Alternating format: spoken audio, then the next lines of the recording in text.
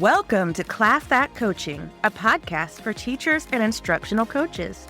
This show is brought to you by the Southern Regional Education Board.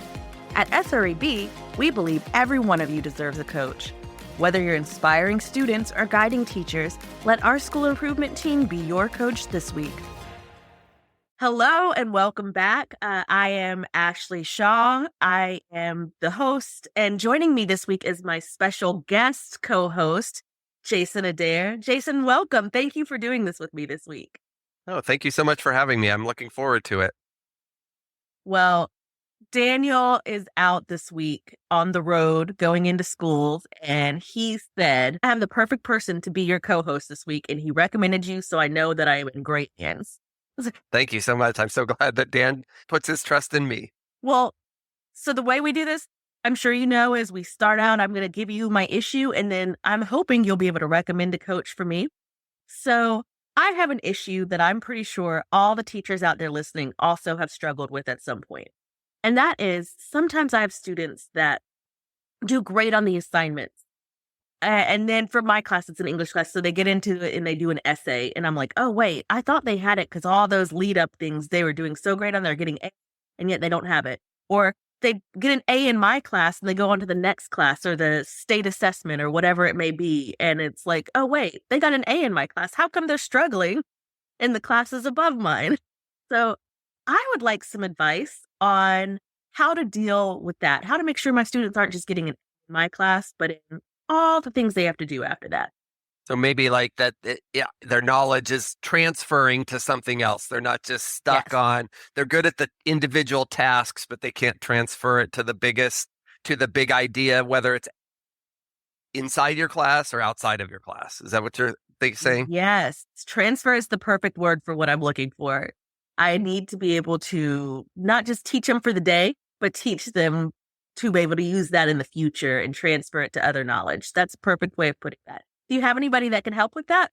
Yeah, I have the perfect coach in mind for that. Christi Edwards, she's been a classroom teacher and a coach. She has probably 30 years of experience, 35 years of experience. And this is one of those areas that's really in her wheelhouse. She's really focused on aligning kind of the standard to the instruction to the assessment to make sure those are in alignment. So I really think she's going to be the perfect coach who can help you with this problem. All right. Well, I'm looking forward to meeting her. Thanks. And I'll see you after the episode. Looking forward to it, Ashley.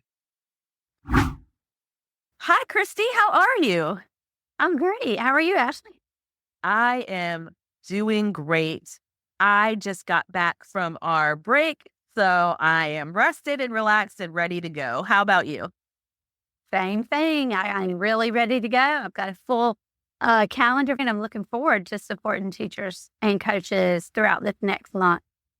Well, that is a good segue, because how do you support coaches? Can you tell us a little bit about who you are and what you do for SREB? My name is Christi Edwards. I have been with the Southern Regional Education Board for 4 years now.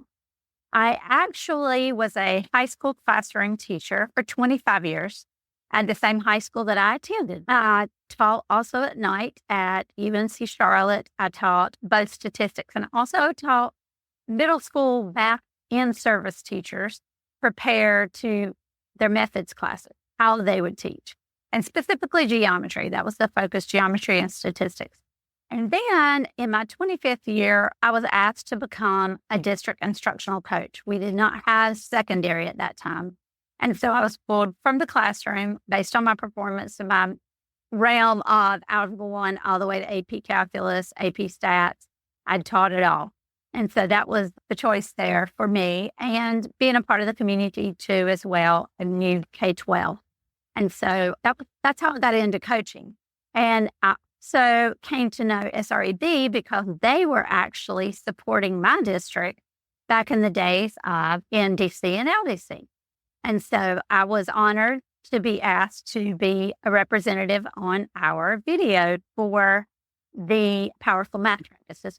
And so that's how I became more knowledgeable about SREB. And then it's definitely a passion for me. And I know that this is where my journey should be now, because I can see the impact when I'm in schools and the feedback from teachers and principals and coaches. Well, I am really impressed with your background. especially because of your references to the fact that you kept getting noticed because of your performance. And I assume that means because of your class's performance, because that's what I was looking for help for today. I asked Dan if he could find me somebody that can help me with an issue that I know I have and that I know other teachers have, which is that sometimes I think they're prepared. I think they're doing well in class. They're getting A's on all the introductory assignments. And then maybe they go to do an essay and I'm like, oh, they didn't get it. Or I know for a lot of our listeners out there, they're getting A's in the class or A's or B's or C's or whatever their grade is. But then they go and they do a district assessment or a state assessment and they're not passing those. And so obviously, ideally, we want them getting the A's in the classroom and on the assessments. So can you help us figure out some ways that we can make sure students aren't just passing the class, but they're actually learning and able to do the assessments and standards that they need to do? Of course, you hit the nail on the head that when we have issues that are mismatches between classroom grades and district assessment performance, instructional coaches are instruments in helping teachers to uncover the root causes. And that's the main thing. I think we have to focus on what is the root cause because every situation is different. And even within working with one teacher, there might be more than one root cause of what is it that's the problem here. So it's like we're being doctors as well. We're diagnosing the issue so that we can prescribe or come up with a good strategy. And there are many, many strategies. I'm really just going to focus on 4 today to keep it short and aligned. And these are some that I feel like have been very beneficial to work with my teachers and coaches to support the change from making our classroom formative and summative assessments aligned with what they're going to be expected to do as a district assessment and or state assessment. All right. Well, that sounds great. I am really looking forward to hearing what the 4 strategies are. What is our first one today? Well, my first one today, I think it is super important. And this bounces off of what some of my colleagues, wonderful coaches, have also said. It boils down to initially, it's about the planning. Planning has to be the absolute beginning of transformation in a classroom. And typically that's what I see is an area we have to start with. So I think Debbie Robertson just recently did an excellent episode on that where she talked about the different planning. And as Jason Adair discussed with questioning, both of those, you have to plan for the questions you're going to ask. All of that is huge. At the end of last year, we actually did a wrap-up thing where we talked about how all the coaches, no matter what they were saying, it all started with planning. So it's interesting that it's now, we can't get rid of it. It's starting again now that it's 2025. We're already hearing plan, plan, plan, plan, plan. Well, and I do think the teachers have to know what the standards are and not just what the standards are, but what are the students supposed to be able to do? And that's where sometimes we as teachers, I was one for 29 and a half years. As teachers, we sometimes look at our standards and we know what the standards saying, but we don't ask ourselves, so what's it going to look like for the student? How am I going to engage the student in this learning? Then how will I know if they got it or not? What are going to be my criteria? And how am I going to, most importantly, how am I going to let students know that prior to the lesson? Because they need to know, what are your expected outcomes? What is it at the end of this day that I should be able to do that's going to tell me as a student whether or not I get it? And as a teacher, whether or not the lesson was successful or we might need to drop back a punt. So one of the first things that I really want to focus on is it is super important to develop curious and creative learners who think deeply. And with and I'm in math, but this is in every subject area. But as an instructional coach for SREB, one of my big focuses in these 4 years has to really focus on the word thinking. Instead of asking students to show their work, ask them to show their thinking or explain their thinking or tell me about your thinking or what strategy did you use? All of those help promote developing curious and creative learners. And curiosity and creativity are essential for deep thinking. Albert Einstein once said, I have no special talent. Okay, this is Albert Einstein. He says, I have no special talent. I am only passionately curious. And that is a poster I used to have in my classroom when I was in the classroom. And I would always reference that to students and high school students. I said, guys, look, Albert Einstein, you know who he is, right? He doesn't even credit himself as having a special talent, just that he was curious. And wouldn't it be great if we all were as curious as K2 students are? That's what I I love wish that. all students. I really do. I wish for all students to be that curious. Yes, Um, that's my 3-year-old niece is always saying to me after everything I say, "Why? Why? Why? Why?" She's at that stage now. I tell my students to be that 3-year-old a lot. I tell them when they're writing an essay, if they're getting told they're not writing enough analysis, just at the end of every sentence in your head say why or how or what, and then answer it.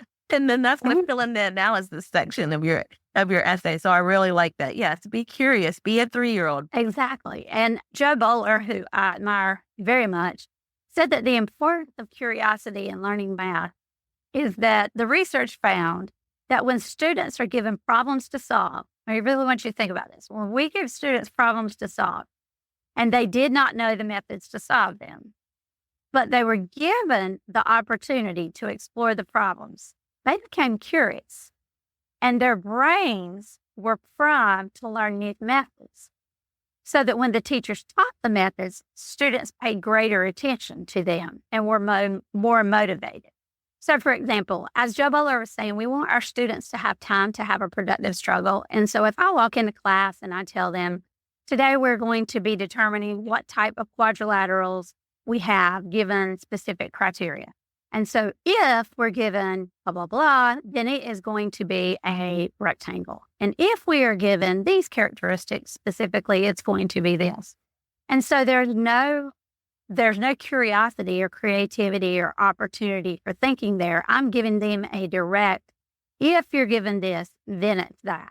Versus if I walked into class today and students have in front of them all these different shapes and our learning target is very open and we are going to discover type of quadrilaterals we have based on and then leave it and ...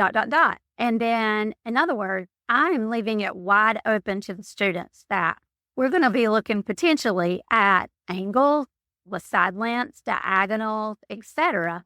But they're going to come up with the criteria that makes it a specific shape based on their prior knowledge, not something that we have taught that day in the same class.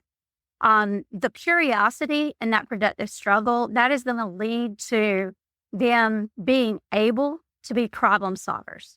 And I know that Jason Adair in his session referenced that we're not necessarily building mathematicians or historians or whatnot. We want our students to think. We want them to be able to come out of our classrooms and come out of our schools and go into the real world and be able to solve problems that are presented to them, not specific, this content, this content, this content. And so that's just an example of what Joe Bowler was really hitting home with, and the fact that we need students to be just as curious in high school as they were when they were in second grade.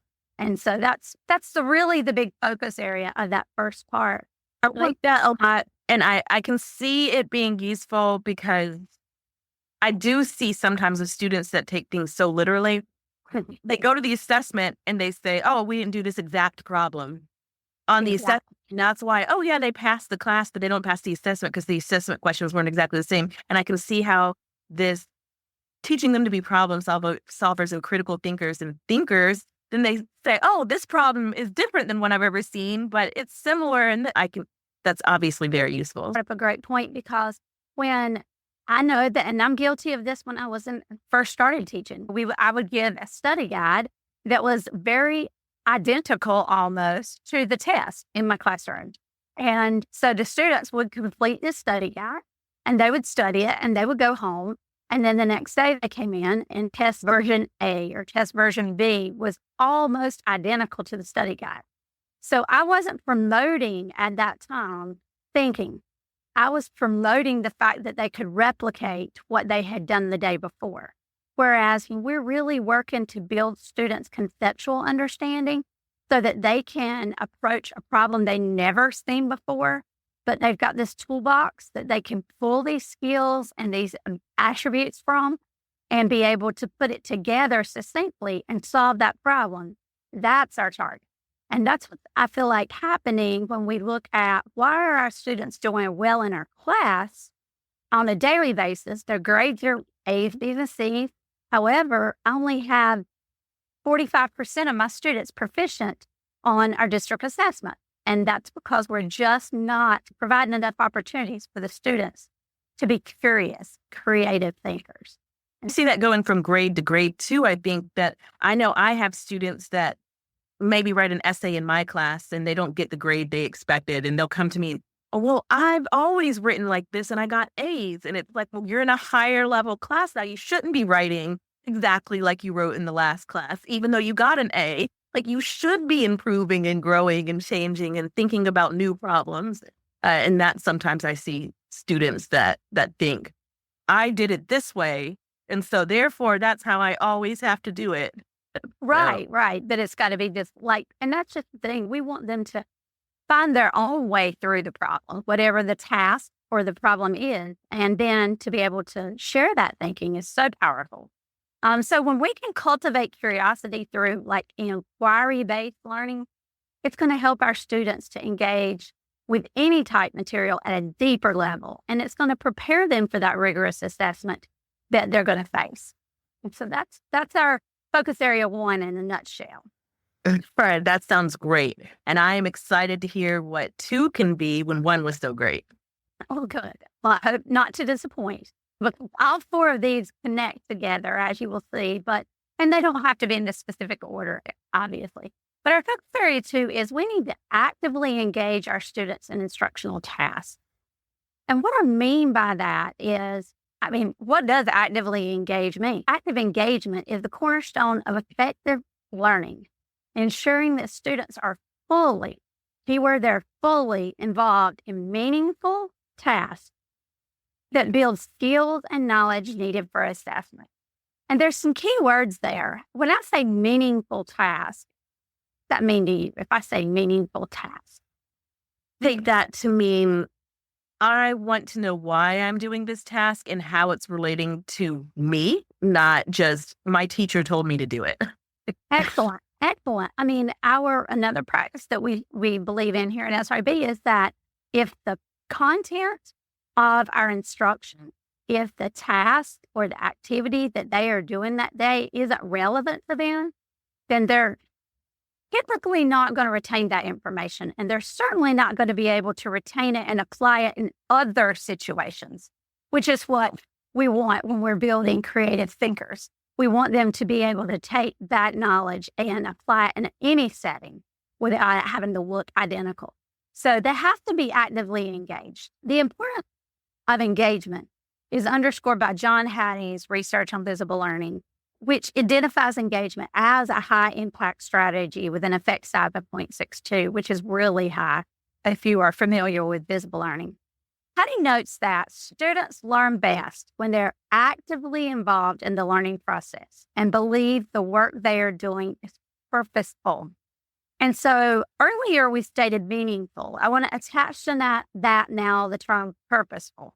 It's got to have a connection. Students have to be able to connect and have an entry point to the task or activity. Otherwise, they're not going to be engaged. And then purposeful. If our students don't feel that what we're asking them to do has any relevance in their life, then it's very unlikely that we're going to get them engaged. And so those are very, very important facts to keep in mind. I'd like to share the specific English class that I observed that the students were completing assignments passively, often just checking boxes for completion. I was working with a teacher and I saw that a lot. Often when I was in her classroom, she would walk around and take an effort grade on an assignment, and it was just that, just an effort grade. And then those grades then were highly affecting their course grade, but it was just effort. And although I do believe effort is extremely important, we want our students to try. And there needs to be times where they try without a numerical penalty if they miss a question. Because, I mean, for example, we could talk forever about homework and we won't, but if a student is trying their homework and they make mistakes, but they're not given an opportunity to then ask about those mistakes or get the clarification or even feedback on how did they do on their homework, then how do students know if what they're doing is correct or not? And so when we think of it like that, that aligns to what I was talking about in this English class. They were compliant, they were doing what the teacher asked, and they were getting a lot of checkbox. But as I talked with the teacher when we were having a feedback session, I asked her, I said, so talk to me about how your students are doing in your class. And she said, oh, they're really good students. They sit quietly. They do anything I ask them to do. And I mean, they're just great. They're a great class, which that's great if they have great behavior. And so I just asked, I turned around and asked her, I said, well, give me some evidence of how they are doing cognitively. Are your students understanding your learning targets? Are they meeting the success criteria? And she paused a moment and she said, I'm not sure. And I said, well, why? Why do you think that is? And she said, well, Miss Edwards, it might be because they do a lot of independent work. And I said, well, and that happens sometimes. Some days we're obviously going to have some independent work because I need to know what they know independently. However, are they given opportunities to have student discourse with one another? Are they having opportunities to be given these tasks, high quality tasks that make them think about how to arrive at a solution? And are they given opportunities to do any role playing, or have you considered doing any project-based learning in your class? And she said, well, I'm an English teacher. And I said, absolutely. And she said, well, I thought project-based learning was just for the science teachers. And a little light bulb went off in my head when she said that, because I thought that is probably often a misconception of a lot of teachers, is that they hear project-based learning, and they associate it with maybe just math and science, because often we connect that with STEM. And obviously that is part of, those obviously go hand in hand, but at the same time, any classroom can have project-based learning. So she and I sat down and we delved into what would be a good project for her class. And so that was the point we got to. And then from there, I could go on about the activity, but the idea there that I'm trying to make, or the point was, we really just want to look at every individual class that we have. We have to know our audience, and we have to think about what would get them engaged.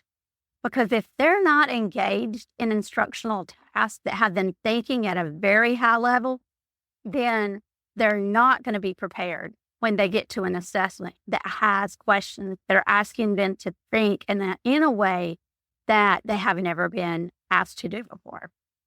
And that's a really interesting point, because I'm going to say this in somewhat defense of the English teacher that you just said. Sure. In English, there's a lot of research on, I'm sure you've probably heard this, but writing to learn assignments is what they're called, Right. where it's literally just, if there's a grade attached to it at all, the grade is just completion. It's just time to let them practice writing without any worry about getting penalized for, you didn't write what I wanted you to write.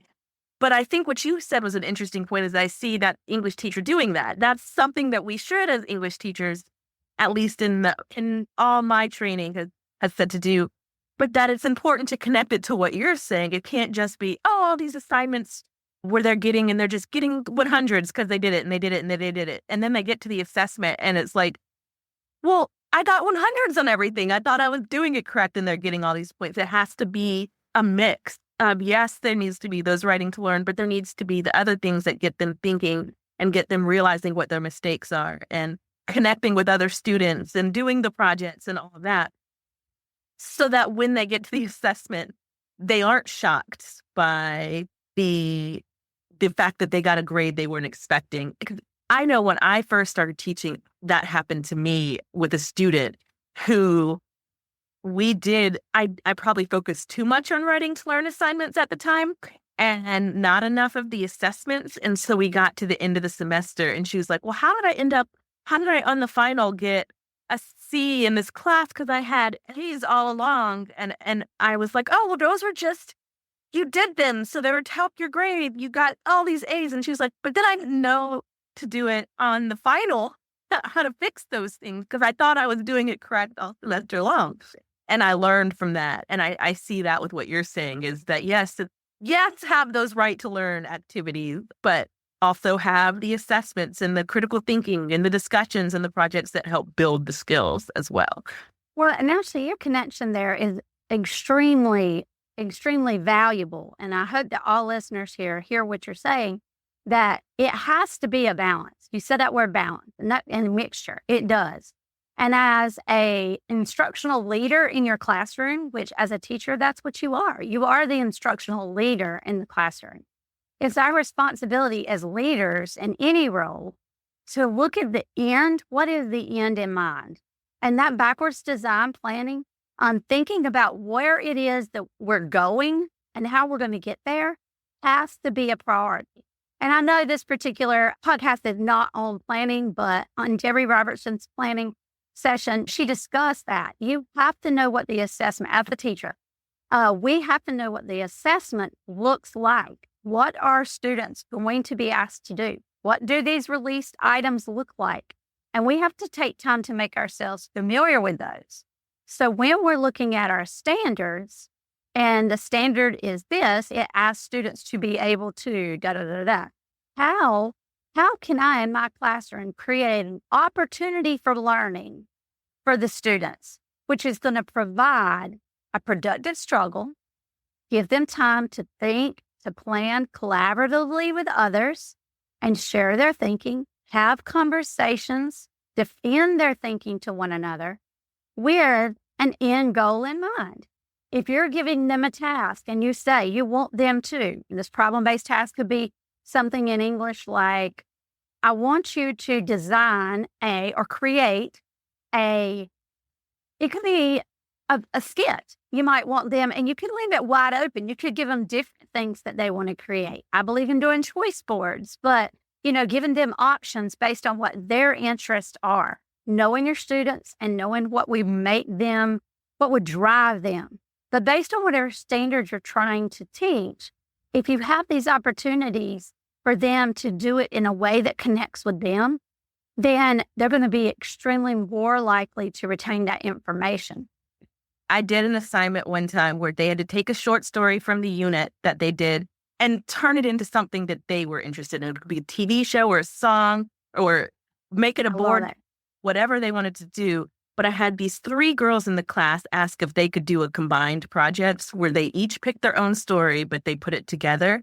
And they each picked a murder mystery. So one was The Telltale Heart. I don't remember what the other 2 were, but 2 with unnamed murderers. And they made it one serial killer that was doing all the murders throughout the story. And they got caught, and it was the police investigation. And they filmed, the 2 girls were the cops, and the 1 girl was the murderer, having got caught for The Telltale Heart. And they interviewed him about these things, and all these other murders came out, and it was the stories from anyway. Not only was it great for them because they got the themes more than anything else I could have done in class, just sitting there saying, like, now here's a lecture on theme. So they got the stories more and the meanings behind the stories more by doing it. But also as a grader, it was a lot more fun for me to grade that video they made than it was like maybe a study guide that I had them do in class talking about the themes or something. So just from the students' point of view, that's really great to do stuff like that for them. But also for the teachers, at least for me, I enjoy that stuff more when it comes time to grading. 100%. And you just mentioned something else that made me think too. And so when we're grading those problems, I'm just going to continue to refer to it as a problem-based task because there is a solution at the end. And when I say solution, there's an end result. It might not be an answer to a medical problem, obviously. In your case, it was you were giving them opportunities to create, but this was their end goal in mind. And it sounds like you had conversations with them where you had to approve what they were going to do before they moved into it. And so that feedback that you provide them along the way during these problem-based activities that help keep them engaged is extremely important.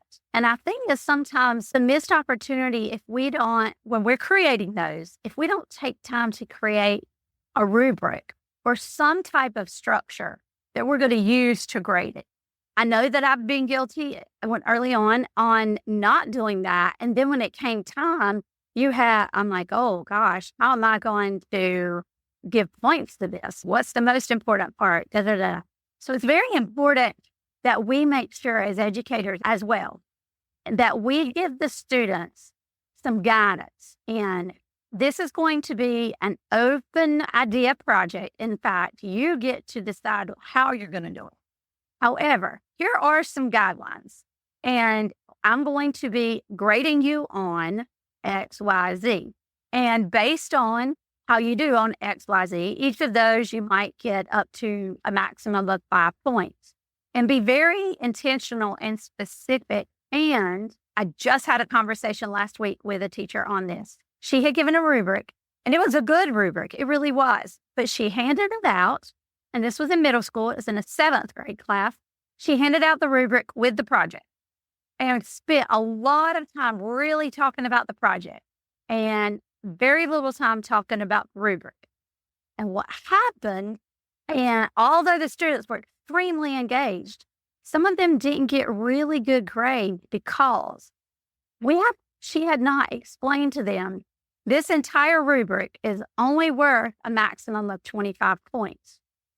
So therefore, if it's worth 25 points, but we grade on a 100-point scale, they need to understand missing 5 points is really like missing 20 points. And so I think that that's an important point, and it falls in here, not necessarily just with engagement, but when we're talking about creating those opportunities for learning and how we're going to assess students formatively and summatively in order to prepare them for the end game. What is it that the state or the district is going to be assessing them on whether or not they have mastered specific standards?